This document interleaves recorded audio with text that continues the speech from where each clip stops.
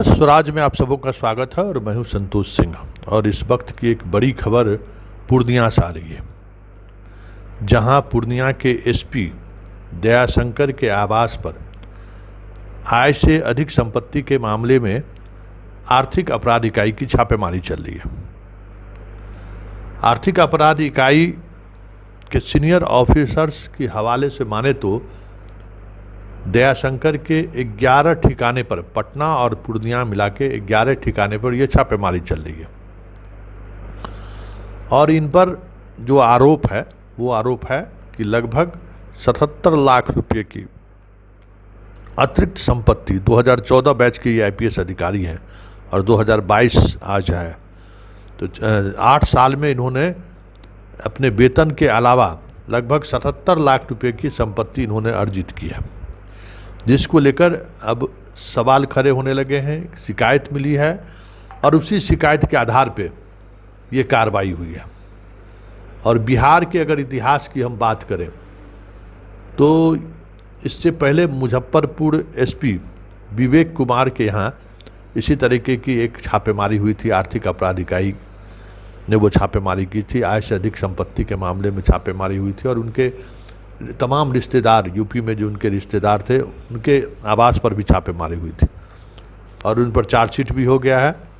इसके अलावा ये दूसरे ऐसे एसपी हैं कि जो जिले के पुलिस कप्तान रहते हुए, एसएसपी रहते हुए, उनके घर छापेमारी हुई है। जो आर्थिक अपराध इकाई का जो मेरा सोर्स है, जो हमें जानकारी दे रही है, उसके सर्विस पीरियड में इन्होंने करोड़ों की कमाई की है। और इस कमाई के दौरान इन्होंने पटना के एक बिल्डर से साठ-गांठ करके अपने पूरी राशि का इन्वेस्ट उन्हीं के कंपनी में किया है। उस बिल्डर के कंपनी पर भी पटना में छापेमारी चल रही है और कहा यह जा रहा है कि उस एसपी के पैसे का कई जगह पटना में उनका अपार्टमेंट निर्माण का काम चल रहा है, उसमें उनका इन्वेस्टमेंट हुआ है। तो बिहार में क्या हो रहा है और किस स्तर पर हो रहा है, ये समझने की ज़रूरत है।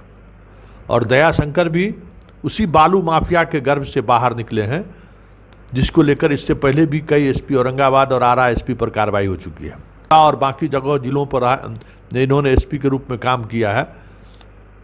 तो इनका भी साठ-गांठ बालू माफिया से रहा है और बालू माफिया से इन्होंने अवैध वसूली की है। अब देखना यह है कि इस कार्रवाई के बाद, हालांकि ये भ्रष्टाचार के खिलाफ ऐसा नहीं है कि बहुत बड़ी कार्रवाई है, लेकिन एसपी स्तर के अधिकारी पर कार्रवाई होना वाकई में बड़ी बात है। और वो भी जिस जिले में वो तैनात हैं उसी जिले के एसपी के आवास पर ये छापेमारी चल रही है, तो ये बड़ी बात है। लेकिन भ्रष्टाचार जिस स्तर पर पहुंच चुका है, ऐसे स्थिति में इस तरह की छापेमारी का कोई मतलब नहीं है। आजकल बहुत मुश्किल है ये कहना कि कौन सा अधिकारी भ्रष्ट नहीं है या कौन सा अधिकारी भ्रष्टाचार के बड़े स्तर पर सम्मिलित नहीं है। लेकिन फिर भी इस कार्रवाई से भ्रष्ट अधिकारियों के मनोबल पर असर जरूर पड़ेगा।